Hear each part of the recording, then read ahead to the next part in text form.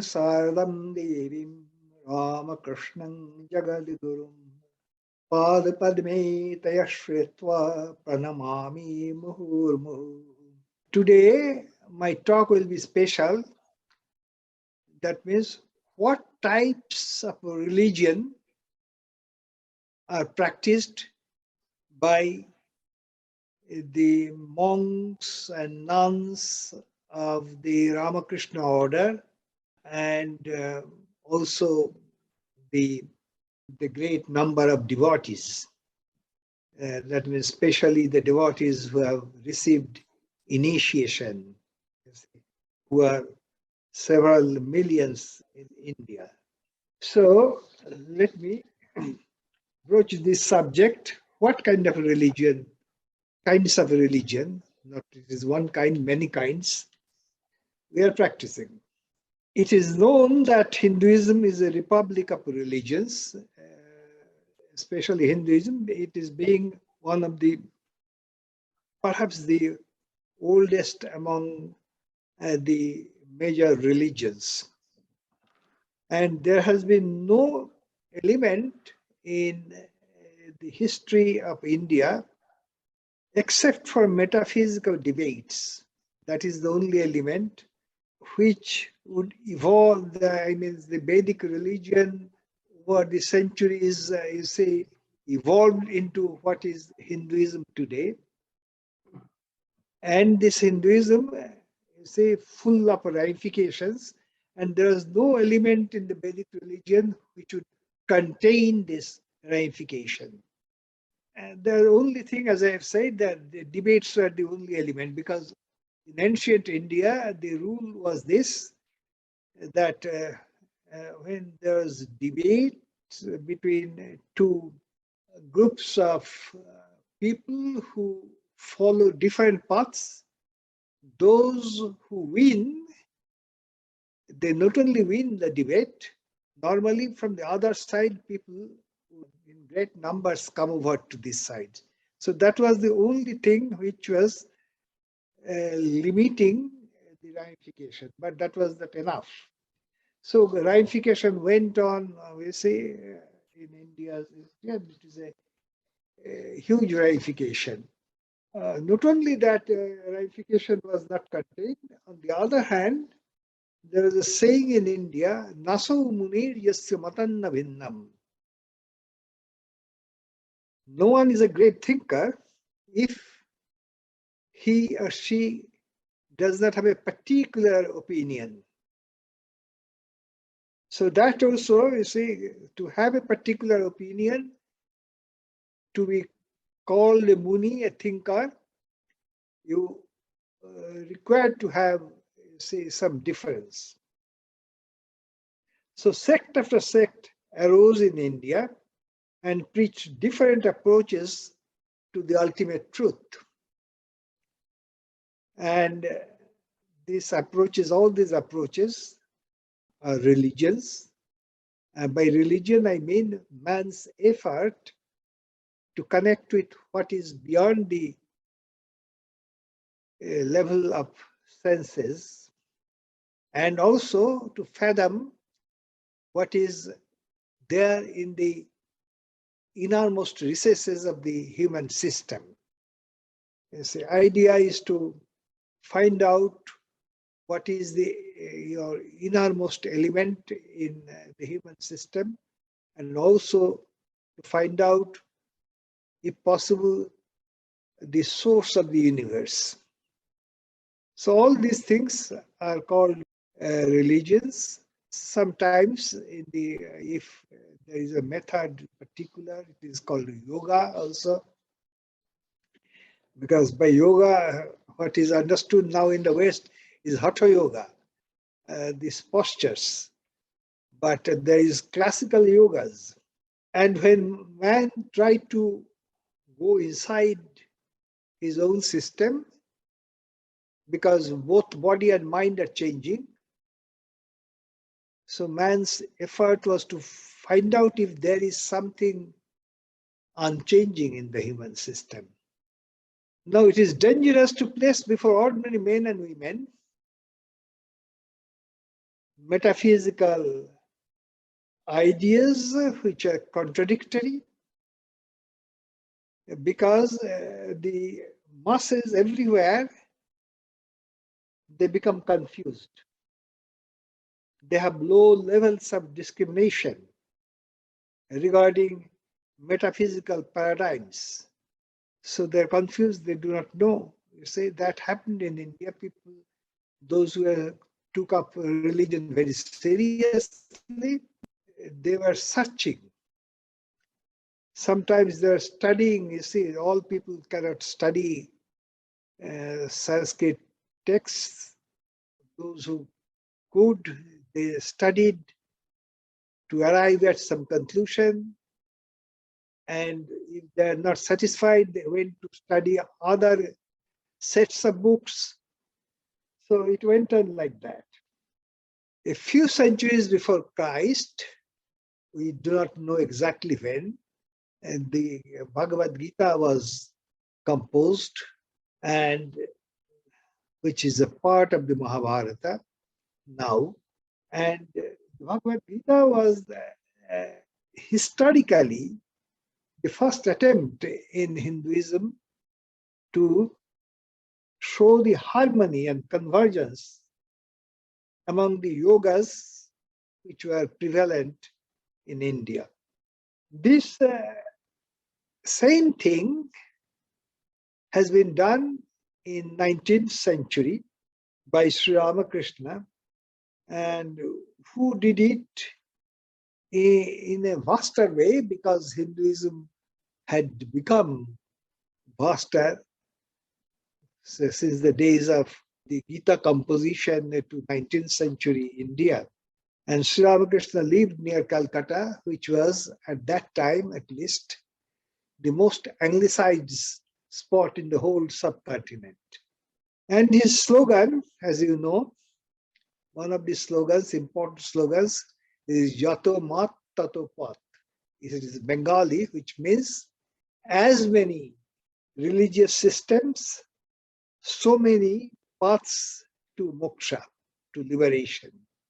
Many of you perhaps have seen, I shall show you later on, it is not just by my side now, a photo which was ordered by one of the devotees of Sri Ramakrishna, where Keshav Chandra Sen and Sri Ramakrishna are standing side by side, and Ramakrishna is showing to Keshav the different religious systems in harmony.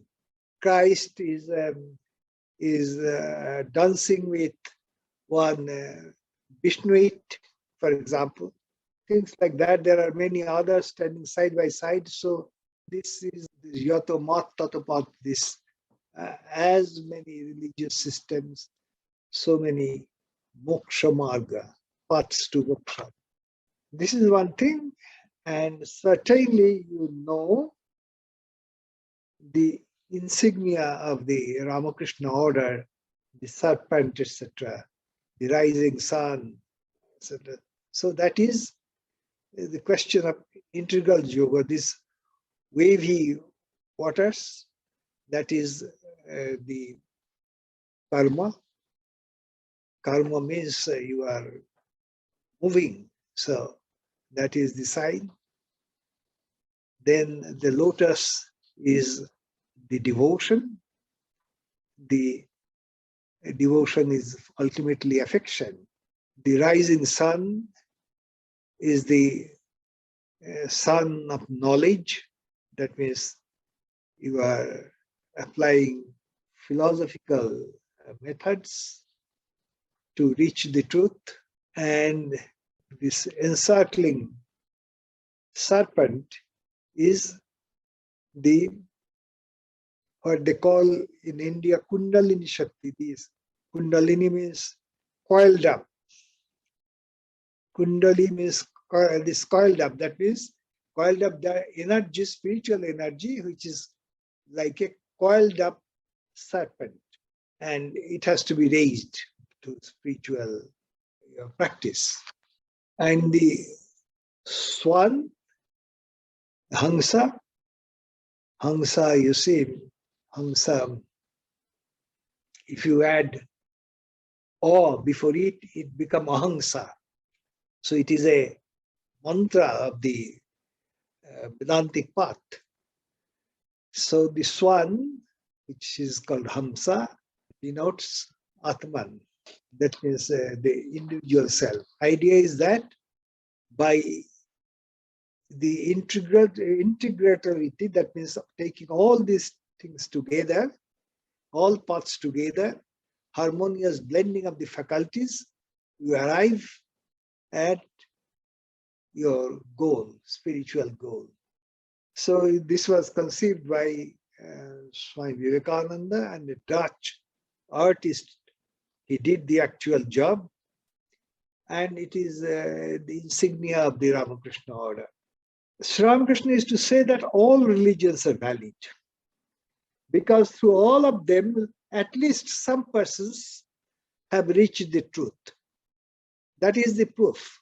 That means, as Swami Vivekananda used to say, that the test of a tree is by its fruits and its best fruits, because that shows the possibility of the tree. So if there has been only say, a handful of persons in a religious system who have reached the truth, that shows that it is possible to reach the truth through that path. So Sri Ramakrishna used to say that this is this.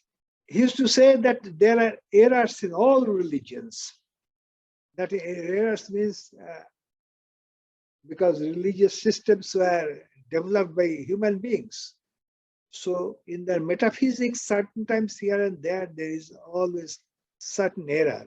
But even if there are many errors in a given religion, Sri Ramakrishna said that that does not matter, because what is important is how much devotion you have to God, and how much sincerity you are applying in the spiritual direction. Then God himself will guide you in spite of some errors in the metaphysics of your religion.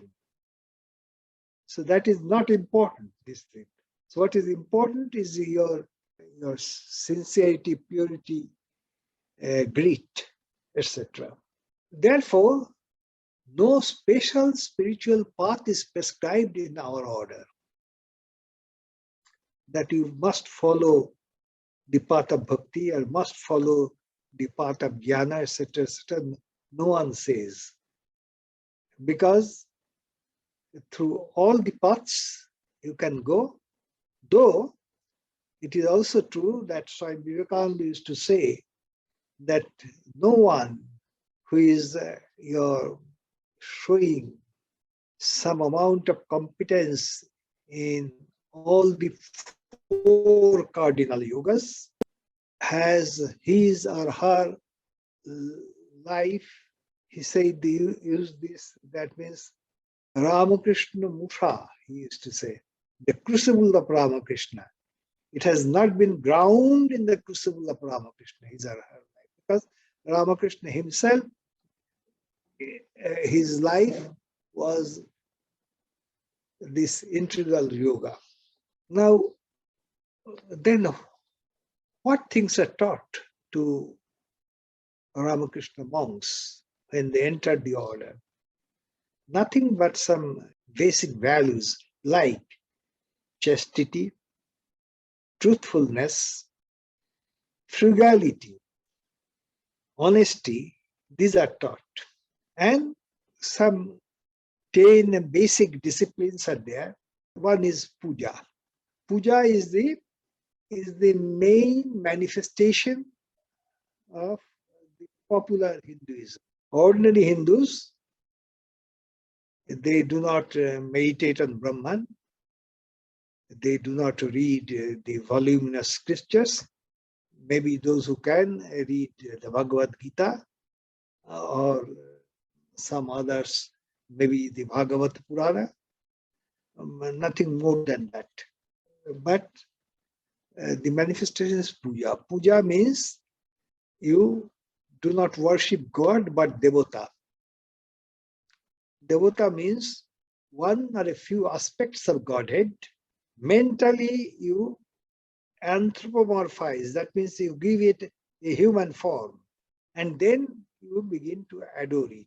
And this is done by your choice. You choose what you want. For example, Hindus worship Lakshmi, ordinary householders, because they want worldly prosperity. Students, they worship Saraswati because they want knowledge. These merchants, they worship Ganesha because Ganesha removes obstacles. Like that it is. So this puja, and through puja, when you are purified, much more purified, this devata aspect vanishes, and the devata become Ishvara, the supreme God. So the very sincere worshippers, for example, of Kali, they do not regard Kali as a devata. For them, Kali is the divine mother. Idem for Vishnu.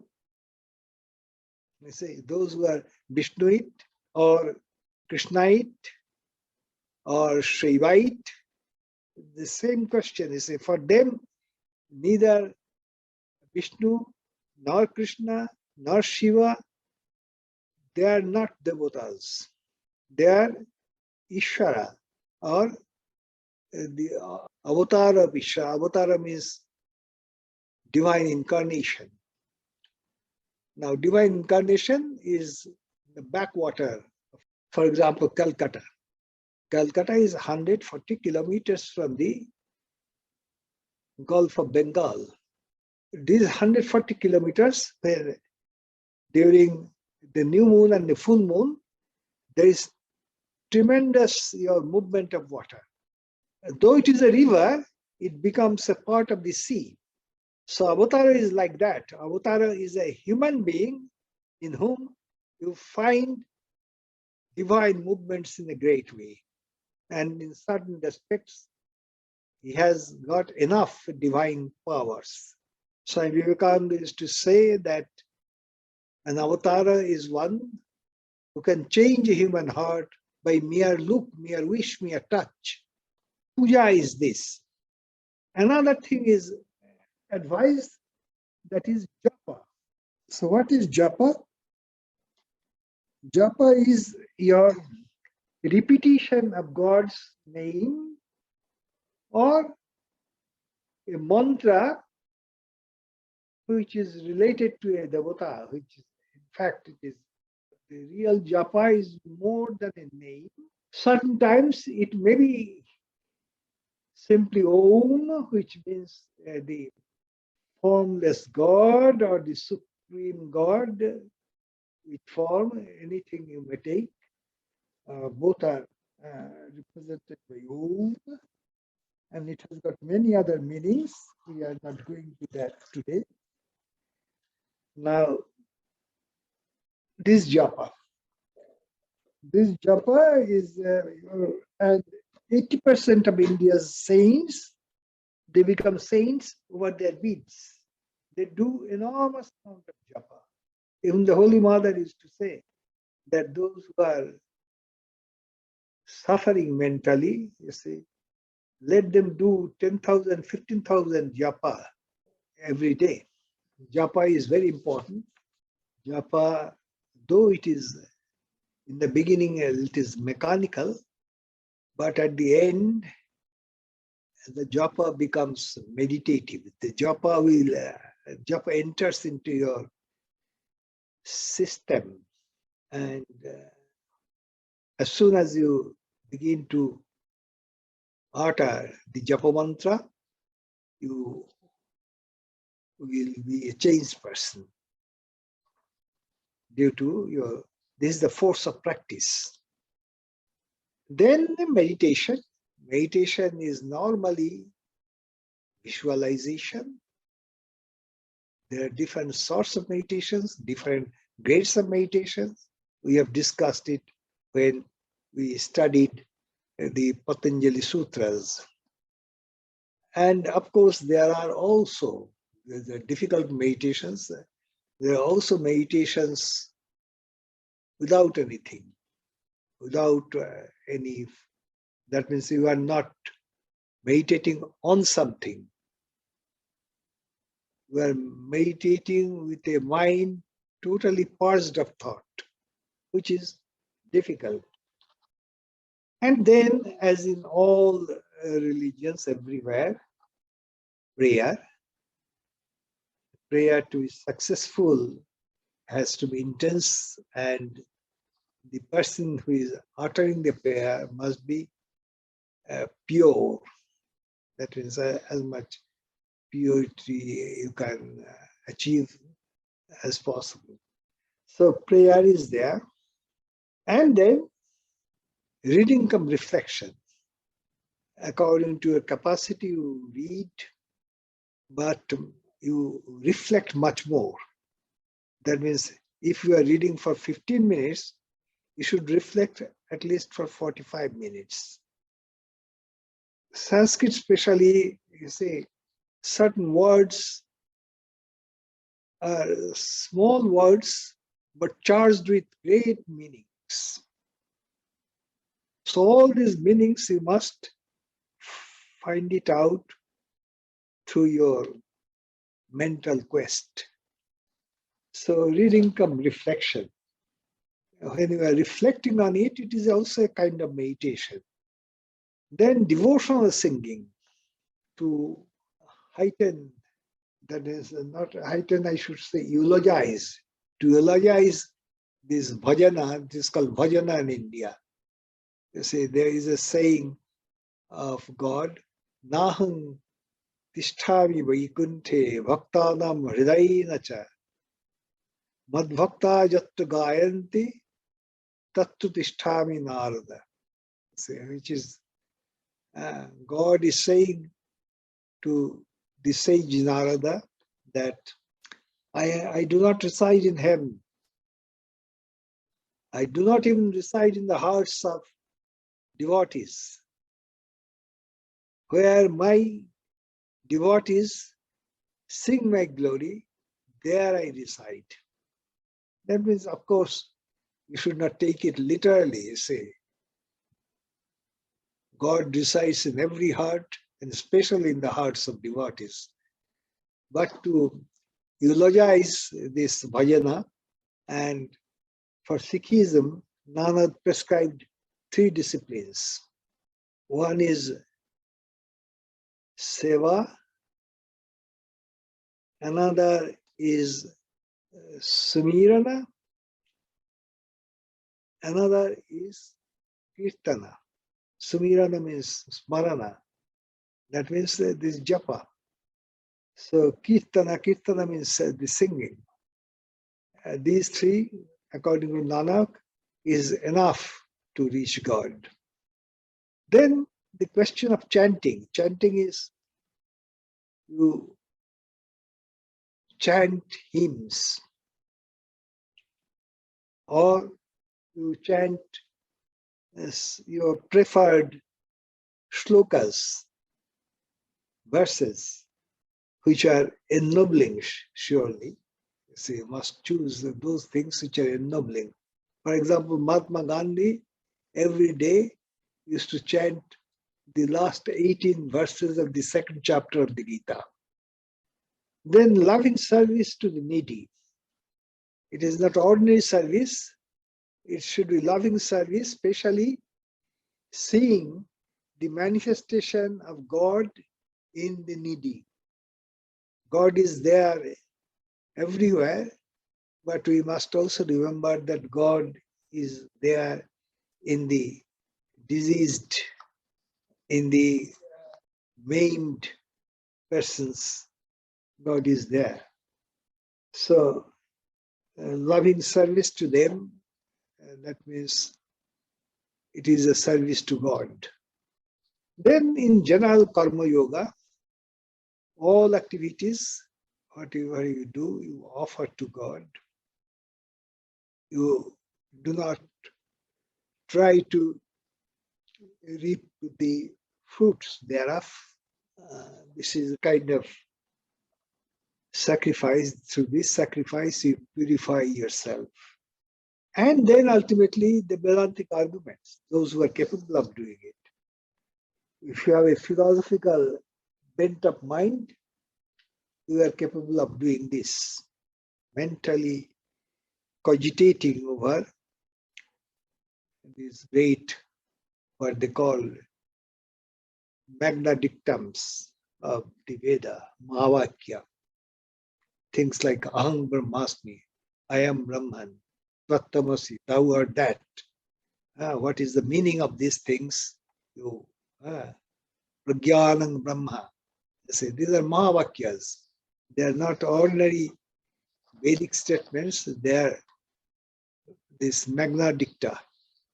Then your other things are there. For example, that means you must take care that in doing so, you make a harmonious blending of your emotion, of your agility, and of your meditativeness. You see, these things, you say, this is the ideal. Then, over and above that, what is prescribed also is that the lives and teachings of these 16 monastic disciples of Ramakrishna, of Sarada Devi, and about 10 to 12 about the great lay devotees. For example, say, of course, Gaurima was not a lay devotee, she was a nun. Gaurima, Golapma, then Gopalerma, Agarman Devi, I mean. So these ladies, then Sri M, the Master M. Gupta, the chronicler of Ramakrishna, who lived a saintly life. There are things, Girish Chandra Ghosh, who was a sinner, turned into a saint. Then Nag Mahashaya, who was by name only a householder, for all practical purposes, he was a renouncer. So like that, you see, and then Shurendranath Mitra, the generous man who became an instrument for the propagation of Ramakrishna's ideas. It was at his invitation that Narain first came to see Ramakrishna. It is through him, after Ramakrishna's passing away, he appeared before him and asked him to do something tangibly for the boys. So he gave money for the setting up of the monastery. So Ramakrishna made him an instrument. So all these things, you see, they are the speciality of their lives. Lives means when you read the lives, what is important, that you just do not, you see, go through the anecdotes like that. Through these anecdotes, what they try to, what teachings they try to give to the world, how that particular soul arrived at the truth, through what path. So these things you should, so they are taught to do that. And also, outside of these things, say the direct disciples, there have been very prominent Swamis. I have seen a Swami whose name was Swami Shantananda. Even Turiyananda is pointed to him with finger and saying that this monk has achieved the substance. meaning by that he has reached the goal. So, such you see saints. There was another Swami Jagadananda. Everyone used to say that he was a Jivan Mukta Purusha. So, such great souls who appeared in our order. I have, for example, before my very eyes when I joined, Swami Vireshwananda Prabhu Maharaj was the president. I have seen him from very close quarters, that how much service he did to the whole order of Ramakrishna till his even in his ailing state when he was suffering with cancer, he was working. And he used to say very often, Tasmat Sarveshu Kaleshu Mamanusmara Yudhyacha. This 7th verse of the 8th chapter of the Gita. That means, therefore, always you remember me and also continue fighting. And fighting, this life itself is fighting. So he used to do this japa almost always. Thousands and thousands of people used to come to meet him. He used to talk with them, but see, at the same time, he was continuing his japa always. He was also frugal, very frugal. Even as president, sometimes he used to go with such ordinary dress. And since he was emaciated, you see, his figure was emaciated figure. So people don't know who is the president. Once it happened, he went to Kalighat and a man came to him that I have heard that the president of Ramakrishna Order has come here. Where is he? He replied, he is somewhere here. It's like that. Then I have seen Swami Gambhirananda, who was the next president. He was punctuality personified, highly methodical, and all jalpa. That means there are two types of talking. One is japa and the other is jalpa. There is no jalpa for him. And all the times he was the general secretary of the order for many years. And yet, with this burden, whatever time he has to get is to write books. So many books he has written. Books, mainly of these are very precious books of the order. Then the next president, and he was my teacher also, Swami Bhuteshananda-ji. He was, I should say, that he was a person who could see the real heart of the Shastras. It is easy to be carried out by the voluminous, say it is Shabdarashi, it is heaps of words, Shastras means. But to find out the gems inside it is not easy. He was a man like that who found this, say, that is Marmadarshi it is called. And he was also contentment personified. One who has, this is called prasada. Prasade sarvadukhanam hanirasupayayate. Gita says. One who has prasada, contentment, is all his sufferings are mitigated. And then Ramakrishna-ji, his world famous vast scholarship, silver-tongued person, and tremendous memory. I have seen him, even in his old age. He used to study tremendously also. And in his vision, he combined science and spirituality, and also certain aspects of sociology.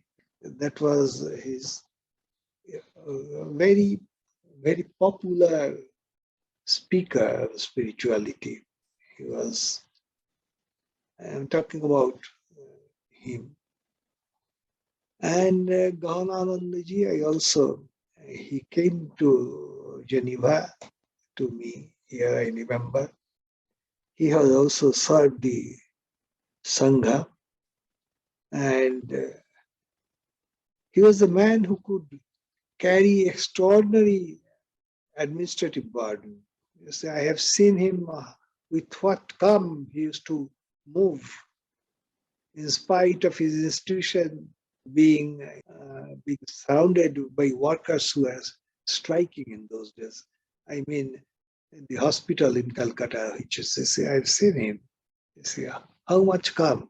People are shouting everywhere. He's calm and quiet. So these are, you see, I have named you the 5 Swamis, one after another, who headed the order and there. So apart from, I have mentioned already certain qualities which are, you see, apart from that, the monks are encouraged to, those who can, everybody do not do that. If they are able to do that, to compose articles, to paint something, those who are capable for, say, because through painting you can, if you paint something, your mind is engaged. Swami Amarananda was painting one day Sri Krishna, and Krishna appeared before him. So painting is a kind of meditation for them. There are monks among us who are sculptors, who are good at pottery, because through pottery you can make beautiful images, and while you are applying this talent, it is a kind of meditation also. Those who are able to do it, they are encouraged to compose poetry or engage in horticulture. So either medicinal plants or food or ornamental plants. Others are not so much encouraged nowadays, but sometimes they are given opportunity of going on pilgrimage and doing some tapasya. That means, for example, this going round in Narmada and doing japa all the time, etc. Some others, they are encouraged, used to be encouraged previously for employing magic lantern to educate the unlettered masses. And nowadays, projectors for educational purposes, and nowadays, of course, there is information technology to do all these things. So this is a huge thing, Pastor Ramakrishna, that used to guide every one of his disciples in a particular way. So in our order, the variety of ways are open, and there is no dogmatism that you should do this, except that the brahmacharis in the beginning, they are for training, they are asked to see some things are imposed on them so that there is some habit, because everyone is carrying the baggage of karma, a particular karma. So everyone is different, and this is very much understood in our order. So this is now, with all that, we are also taught to what we said in the beginning, that you must respect all religion, because all religions, they lead to the goal. That does not mean that you accept your dogmatism, you accept etc. Because dogmas are not, though that is the popular notion about religion, that this religion means this set of dogmas. It is not, according to Ramakrishna. So that is also our view. And the junior monks, they can consult the senior monks for their problems. Householders can do so, consult them. So this possibility is there. So I should say that these are the different ways in which we receive training. So it is the different types of religion, at least to say. Swami Vivekananda is to say that sannyasi is one who walks over the head of the four Vedas. Of course, it is as the Gita says, in the second chapter, Javanartho dopane sarvato sankluto dake tavan sarveshu vedeshu brahmanasya vijarata. When there is a small pond by the side of your hut, you have some use of that pond. But if the whole country is flooded, there is little use of this. So when you are flooded with the knowledge, that means this what is beyond the senses, then all these religions and dogmas and practices, they become, you say, futile for you. So let me stop here. Hello, Swamiji. Yes? Questions have not come in so far. Yes? But I could ask you one. Yes? You have described many practices of in a spiritual life. Yes. So how does a busy person who Yes. seeks progress select Yes. the most convenient for him? No, it is not the question of busy person. It is a question of what is the type of busy person. You see, each person is different. You see, Sri Ramakrishna, for example, asked this Nabagopal Ghosh that you just every day do kirtan in your family. You see, so he was an employed person, so he used to come in the evening and organize kirtan with his family members. So for him, that was the sadhana. So like that, each one, what is the type of this is, and that has to be. And one has to, if one cannot find out what is this path, he should consult someone who knows him and in whom he has confidence. I should say, nothing can be said. He said to some simple ladies, you see, in those days they used to marry at an early age. They came, and Sri Ramakrishna said that you buy a puja book from the market and do Shiva puja. These two ladies.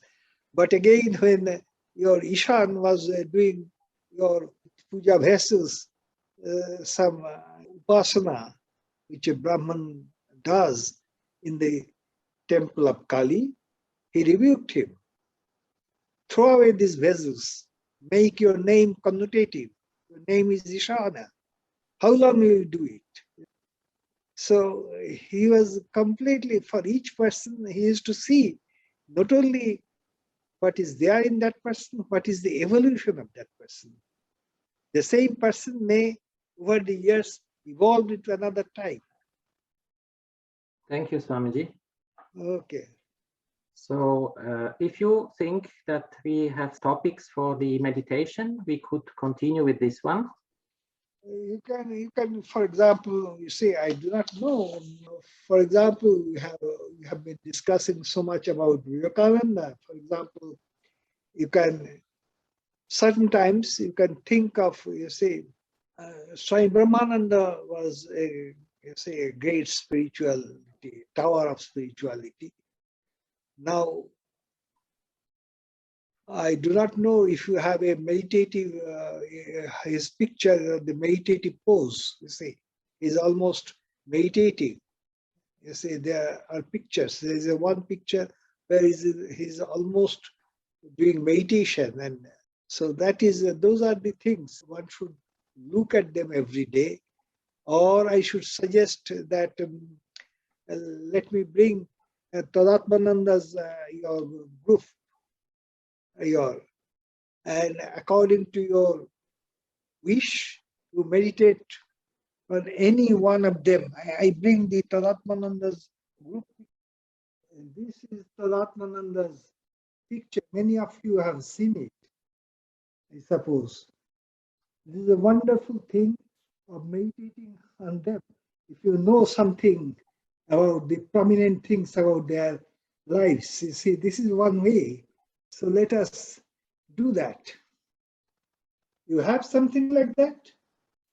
I have individual pictures. Okay. For example, from the left, it is Swami Vigananda. When you think of it, you imagine that, you see, Ramakrishna invited him to wrestle with him. And he pushed Ramakrishna to the wall. And Ramakrishna was smiling, saying that you have won. But in the meantime, he said that something like electric current is passing from Ramakrishna to him. That's why he charged him with spiritual power. So this may be a subject of meditation. He says, so in every life there's something like this.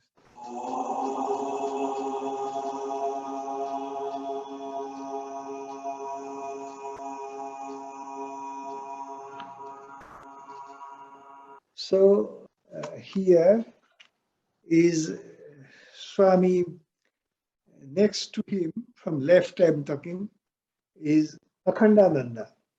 So Akhandananda is, one day Sri Ramakrishna taught him how to pray to God. Sri Ramakrishna squatted on the floor and was moving his legs like the children. You see, when they want something, a toy or something, the mother would not give, and the child becomes restless.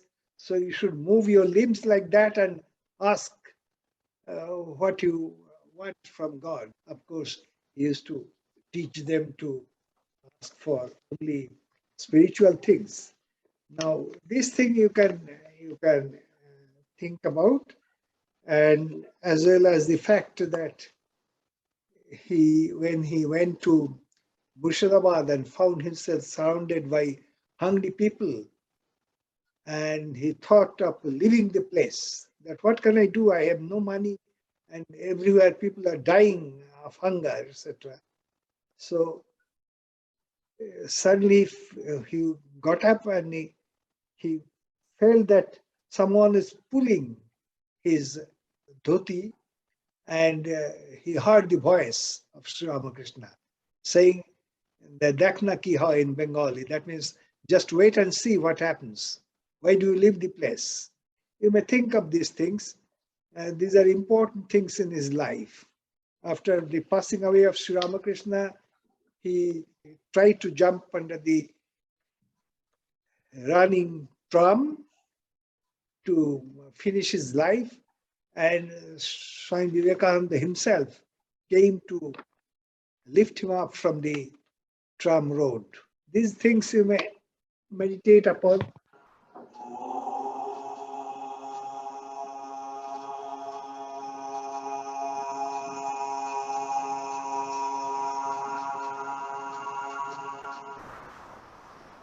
Hello, Victor.